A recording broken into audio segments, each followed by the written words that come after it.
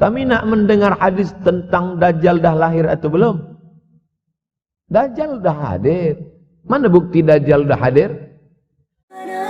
Rabbana ya Rabbana, Rabbana ya Rabbana, Rabbana ya Rabbana, Rabbana ya Rabbana, Rabbana ya Rabbana.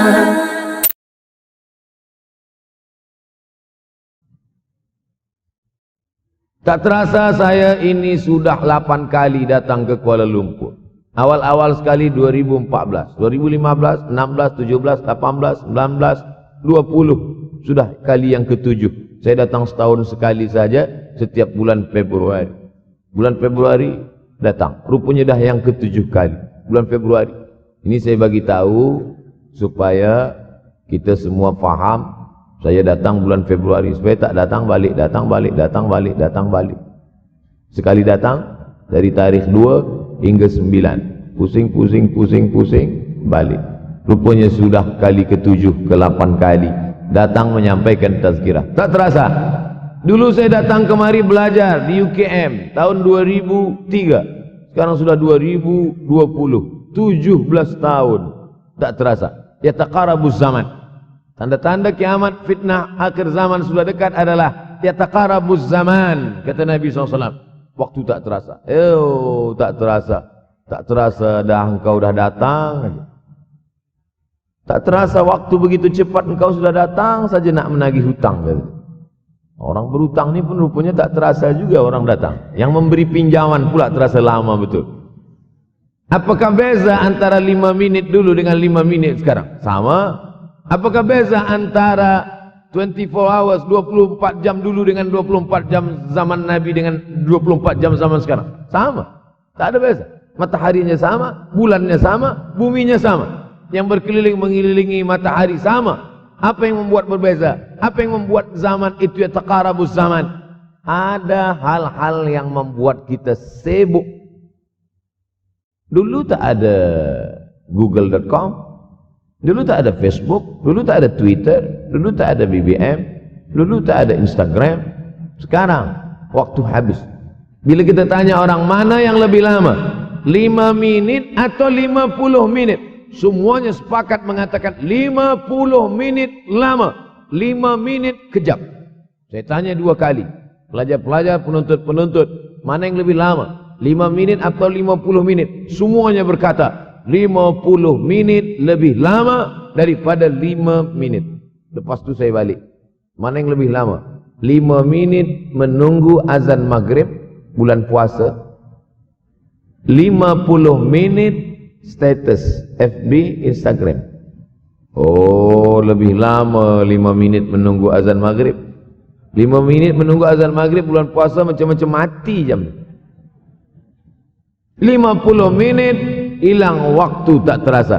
Itu menunjukkan hadis Nabi itu, saya semakin saya baca hadis Nabi makin kuat keyakinan saya, makin kuat iman saya, makin hilang keraguan saya bahwa yang berbicara ini bukan manusia biasa, tapi dia dapat wahyu dari Allah. Wa ma yantiqu anil hawa in huwa illa wahyun yuha, melainkan wahyu dari Allah Subhanahu wa taala. Yataqarabuz zaman, masa begitu cepat berlalu tak terasa. Sebulan seperti sepekan, sepekan seperti sehari, sehari seperti sesaat.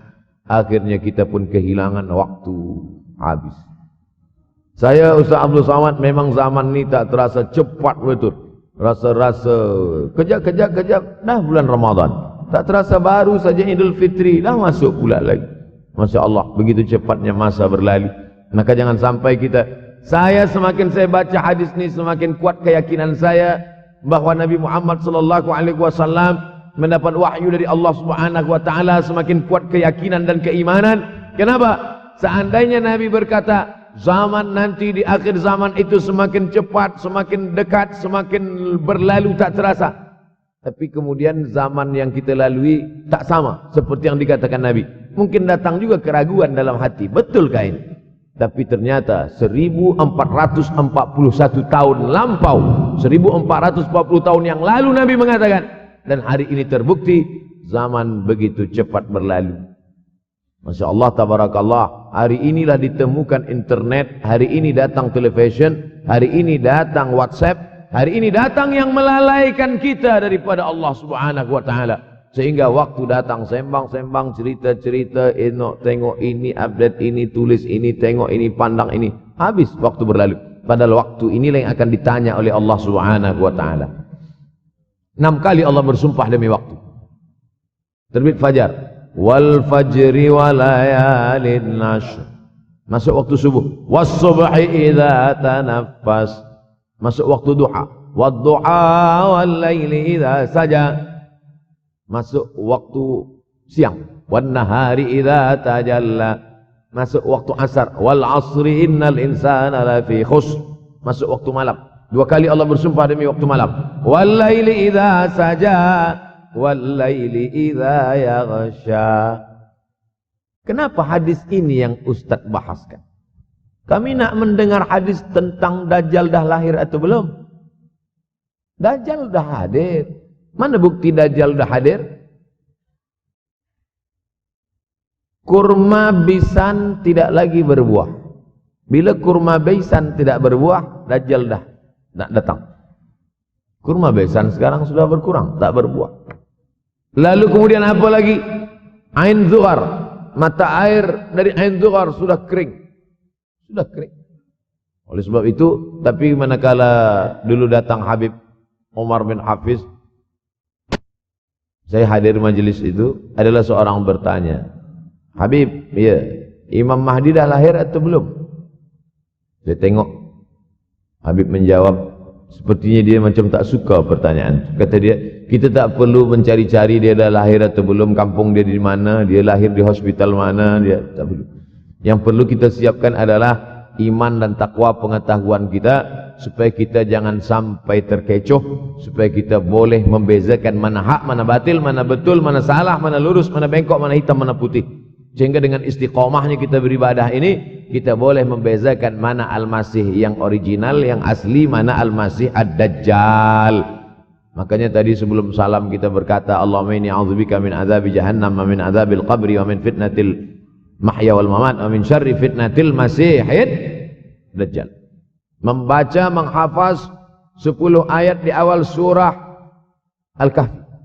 Siapa yang menghafaz 10 awal ayat, hadis lain mengatakan 10 akhir, 10 awal 10 akhir, elok dua-duanya. Tapi Masya Allah, tabarakallah, anak-anak kita yang pakai jubah, pakai sorban putih ini, daripada tahfiz Quran, mereka tidak hanya menghafaz 10 awal 10 ujung, dari awal sampai ujung dia hafaz, 30 juzuk dia hafaz. Mudah-mudahan anak-anak kita penghafaz Al-Quran. Allahumma ja'al abna'ana wa banatina min huffazil Quran wal hafizat.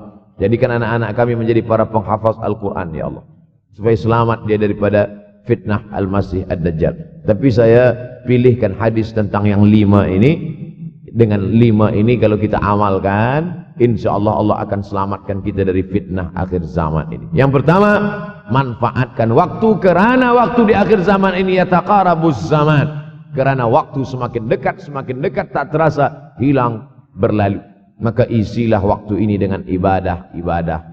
Jangan sampai ada waktu yang kosong. Duduk sejenak kosong berselawat. Allahumma salli ala sayyidina Muhammad wa ala ali sayyidina Muhammad. Allahumma salli ala sayyidina Muhammad wa ala ali sayyidina Muhammad. Sempat-sempatkan ambil wuduk solat duha walau 2 rakaat. Sempat-sempatkan sebelum tidur malam solat witir 3 rakaat.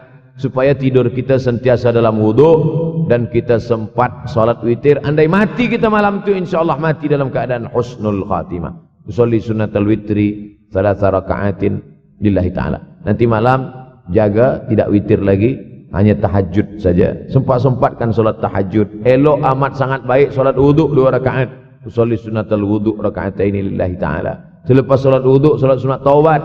Salat sunat taubat raka'atain lillahi ta'ala. Selepas salat sunat taubat, salat sunat hajat. Salat sunat al-hajat.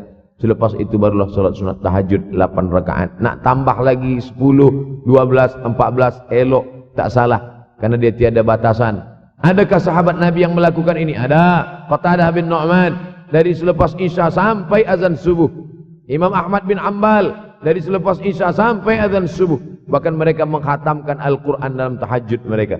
Maka bahkan ada imam yang disebut dengan as-sajjad, kerana banyak sujud kepada Allah Subhanahu wa ta'ala. Kerana akhir zaman ini godaan begitu besar.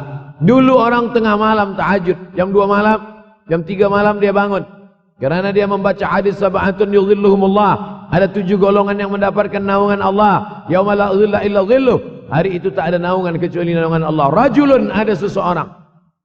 Zakarallah, dia berzikir mengingat Allah. Khalian, di tengah malam, tak ada manusia. Fafadat ainahu, menetes air mata. Maka yang pertama ini, jangan sampai kita kehilangan waktu. Kerana waktu kasaif. Waktu ini seperti pedang. Illam taqta'hu qata'aka. Kalau tidak kau patahkan dia. Kalau kau dapat pedang, patahkan. Sebab kalau tidak kau patahkan, dia yang akan memotong engkau, mematahkan tulang-tulang engkau. Waktu ini kalau tidak kita manfaatkan, kita akan ditanya tentang waktu kemana saja waktu yang sudah kau pakai. Inna sam'a, pendengaran, wal basar, penglihatan, wal fuad, hati, kullu ulaika kana anhu mas'ula. Semua akan disoal, semua akan diminta tanggung jawab di hadapan Allah. Kemana waktu yang sudah aku bagi dulu engkau pakai?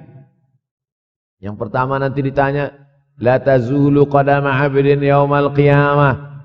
Kaki anak Adam tidak akan bergeser, tidak akan beralih dari tempat tegaknya pada hari kiamat hatta yus'al, sampai dia disoal, sampai dia ditanya. La tus'alunna yauma idzin 'anin na'im. Banyak yang akan ditanya nanti. Tapi Nabi bagi tahu, di antara yang akan ditanya dari sekian banyak nikmat itu 4. Yang pertama, an umrihi fima afnah. Umur kemana engkau habiskan? Hari ini ada anak-anak muda belia umurnya 17 tahun. 17 tahun habis menghafaz Al-Quran. 17 tahun habis iktikaf dalam masjid. 17 tahun habis berzikir, berjubah, bersorban, mengabdikan ilmu, berkhidmat kepada ulama. 17 tahun habis. Tapi ada pula yang dibalik, 71 tahun habis. Rumah, office, kopi, rumah, office, kopi, rumah, office, kopi, batuk, mati habis. Apa yang dapat kita bawa menghadap Allah SWT? Yang pertama, yataqarabuz zaman. Yang kedua adalah wa yanqusul ilmu. Ilmu semakin berkurang. Kalau sudah ilmu berkurang, apa yang bertambah? Jahil. Kalau ilmu bertambah, jahil berkurang. Kalau ilmu berkurang, jahil bertambah. Mana ada orang jahil cakapnya didengar orang? Saya dulu awal-awal membaca hadis ini. Wa yanqusul ilmu. Ilmu berkurang, jahil bertambah. Rasanya tak mungkin, tak logik, tak masuk akal. Mana ada orang tak berilmu cakap dia didengar? Sekarang baru saya faham. Dulu orang tak berilmu ditinggalkan orang. Sekarang orang tak berilmu, asal dia pandai berbicara, dia akan didengar orang. Bahkan orang jahil pula punya channel. Apa namanya? Jahil.com. Orang jahil punya channel. Banyak pula follower dia daripada follower kita. Banyak pula viewer dia daripada viewer kita. Sebab apa? Sebab yang menyaksikan tiada berilmu, yang berbicara tiada ilmu. Oleh sebab itu maka kita galakkan menuntut ilmu di majlis-majlis ilmu. Untuk apa Abdul Somad sudah berumur 43 tahun pun masih pergi juga lagi ke Sudan belajar? Apa yang nak dicari ini? Tak lain tak bukan, mudah-mudahan kita termasuk orang yang sampai akhir hidupnya mencari ilmu, insyaAllah. Saya datang kemari bukan niat mengajarkan ilmu. Saya datang ke Malaysia tetap niatnya belajar mencari ilmu. Man salaka tariqan, siapa yang melangkahkan kaki melalui suatu jalan, yaltamisu fihi ilman, siapa yang melalui suatu jalan niatnya untuk mencari ilmu, sahalallahu lahu bihi tariqan ilal jannah, dimudahkan Allah jalannya menuju surga. Innallaha la yantazi'ul ilma intiza'an. Innallaha la yanzi'ul ilma intiza'an. Allah kalau mencabut ilmu, bukan macam mencabut pokok kayu dari tanah. La yantazilul ilmu intiza'an. Allah tidak mencabut ilmu macam mencabut pokok kayu dari tanah hingga ke akarnya, tidak. Lalu bagaimana ilmu ini dicabut? Biqabdil ulama. Dengan matinya ulama, maka habislah ilmu. Meninggal Imam Syafi'i, berkurang ilmu. Meninggal Imam Nawawi, berkurang ilmu. Meninggal Imam Fulan, berkurang ilmu.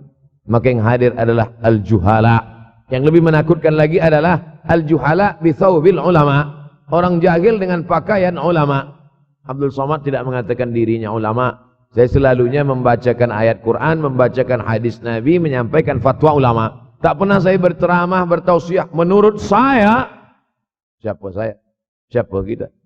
Syafi'i manusia, saya manusia. Syafi'i boleh berfatwa, saya juga boleh berfatwa. Imam Syafi'i berfatwa Al-Quran 30 juzuk dalam kepala dia. Kita juzuk 30 pun kadang-kadang hilang. Imam Syafi'i balik dari masjid ke rumah, dia tutup telinga. Datang orang bertanya, Syafi'i, ya, kenapa engkau tutup telinga? Sebab bila aku dengar dari masjid ke rumah, semua yang aku dengar masuk tu semua aku ingat. Aku takut dia ingat di dalam, maka aku tutup. Kita, yang saya sampaikan tadi pun tak ingat. Oh, Ustaz mengejek kami, enggak. Jangankan yang mendengarkan, yang bercakap pun tak ingat. Nasib baik datang orang Jepun mengingatkan kita. Nah, ini, nama dia Sony. Manusia ini lupa. Oleh sebab itu maka yang kedua, akhir zaman, wa yanqusul ilmu, ilmu makin kurang. Maka bersyukur anak-anak yang dimasukkan ke rumah tahfiz. Kalau ada rumah tahfiz di kampung biasa, kalau ada rumah tahfiz di desa, dusun biasa, tapi ada tahfiz di tengah kota besar Kuala Lumpur, masih ada lagi rumah tahfiz Quran. Siapa yang mewakafkan rumah tahfiz? Siapa yang memberikan beras? Siapa yang memberikan duit? Siapa yang memberikan belanja? Siapa yang mengirimkan ustaz? Masya Allah, tabarakallah. Maka ini semua, mudah-mudahan kita istiqamah semuanya insyaAllah. Supaya apa? Supaya lahirlah anak-anak kita yang alim, berilmu. Karena ini makin banyak orang jahil. Al-taw bi ghairi ilmin, memberikan tazkirah, fatwa tanpa ilmu. Dhalla wa adalla, dhallu wa adallu, sesat, menyesatkan. Kalau setakat sesat saja, ini sudahlah sesat, menyesatkan. Na'udzubillah. Masuk yang ketiga. Yang ketiga adalah wa yanqusul ilmu, setelah habisnya ilmu-ilmu ini semua dicabut oleh Allah Subhanahu wa taala, lalu kemudian setelah ilmu dicabut Allah Subhanahu wa taala, wa yulqas syuh. Wa may yuqashuha, sin dengan hak kecil. Wa may yuqashuha nafsihi fa ulaika humul muflihun. Siapa yang selamat daripada sifat syuh, itulah orang yang beruntung. Hayya 'alal falah, mari kita menuju keberuntungan, kemenangan. Siapa orang yang menang? Selamat daripada sifat syuh. Ada orang menerjemahkan syuh ini pelit, bakhil. Bakhil ada yang lebih parah daripada bakhil. Syuh. Bakhil ini, bakhil tidak ingin memberikan uangnya untuk orang lain. Itu bakhil. Dia ada uang 10 ringgit. Uang itu hanya dia makan saja. Dia tak mau walaupun setengah sen kepada orang lain. Itu namanya bakhil. Kalau syuh ini, duit dia simpan, duit orang pula dia makan. Nah, itu syuh. Jadi lebih parah lagi. Oleh sebab itu kalau sudah ilmu ini dicabut, orang menjadi jahil, maka datang penyakit syuh yang ketiga. Apa itu syuh? Hubbud dunya, hubbul mal, wa tuhibbul mala hubban jamma. Engkau sayang kepada harta, amat sangat sayang. Dia pegang semuanya sampai tak meleleh, tak menetes walaupun satu tetes. Akhirnya mereka inilah pendusta-pendusta agama. Ara'aital ladzi yukadzibu biddin. Tahukah kamu siapa itu yang mendustakan agama? Fadzalikal ladzi yad'ul yatim. Mereka itulah yang membiarkan anak yatim. Wala yahuddu ala ta'amil miskin. Dia tidak mempedulikan makanan orang miskin. Sebab apa? Bukan sebab tak ada harta, sebab syuh. Kenapa syuh? Sebab tak ada ilmu. Tak ada ilmu tentang akhirat. Dia pegang, dia simpan, mati, habis. Yang dia bawa hanyalah 1, 2, 3 helai kain kafan saja. Itulah mengapa Sultan Turki, Sultan Muhammad Al-Fatih, Sultan Abdul Hamid. Coba tengok gambar Sultan Muhammad Al-Fatih, Sultan Abdul Hamid Turki dulu. Sorban dia besar-besar. Saya dulu terkejut, lama saya tengok. Kenapa sorban orang Turki ini besar-besar? Lama-lama saya baca, rupanya sorban orang Turki itu kain kafan. Tuan-tuan, balik dari sini beli kain kafan 2 meter. Ikatkan kepala, bawa sembahyang. Supaya ingat mati. Bolehkah menyiapkan kain kafan? Baca kitab Tambihul Mughtarrin, peringatan bagi orang-orang yang tertipu. Di situ ditunjukkan banyak ulama, bahkan mereka menggali tanah di dalam rumahnya. Malam-malam dia tahajud, selepas tahajud dia duduk di dalam tanah itu supaya terasa bagaimana rasanya mati. Gali tanah 2 meter, masuk ke dalam. Tapi kalau nak buat itu kita saja dengan Allah. Jangan pula, banyak juga orang sekarang udah gali tanah masuk ke dalam, streaming pula. Hai guys, nak rasakan mata? Mana boleh terasa? Kita saja masuk ke dalam, rasakan macam mana rasa. Sebab kalau cakap saja, marilah kita ingat mati, takutlah kita pada mati. Kita tak tahu bagaimana rasa mati. Kalau nak merasakan bagaimana rasa mati, nanti kalau ada orang mati meninggal dunia, masuk kita ke dalam. Kita sambut jenazah, kita letakkan, kita duduk, rasakan. Ketika Fatimah meninggal, Fatimah emak Sayyidina Ali meninggal, Nabi masuk ke liang lahat. Masuk Nabi ke liang lahat. Nabi berdoa di dalam. Ketika Utsman bin Maz'un meninggal, Nabi masuk ke dalam. Nabi pegang jenazah Utsman bin Maz'un. Meleleh air mata Nabi, turun ke misai, turun ke janggutnya, turun menetes sampai ke bawah. Merasakan bagaimana rasanya di dalam. Dulu saya pernah berjumpa dengan seorang pemuda, telinga dia pakai anting subang. Lalu kemudian saya tengok banyak tato dia. Saya tanya, macam mana cerita awak bertaubat dulu? Mak saya meninggal, Ustaz Abdul Somad. Lepas tu saya tegak di tepi kubur. Macam ada yang menolak saya dari belakang, masuk saya ke dalam. Masa masuk itulah terasa sejuk di kaki. Datang rasa takut saya. Makanya kalau ada orang yang sudah kita bagi tazkirah, bagi nasihat tak juga, nanti ada orang meninggal, bawa dia agak dekat, senggolkan sikit, jatuh. Gitu caranya supaya kita terasa mati ini, supaya apa? Hilangkan penyakit syuh, cinta harta, takut mati, dan membuat kita menjadi bakhil, pelit. Na'udzubillah. ربنا يا ربنا ربنا يا ربنا ربنا يا ربنا ربنا يا ربنا ربنا يا ربنا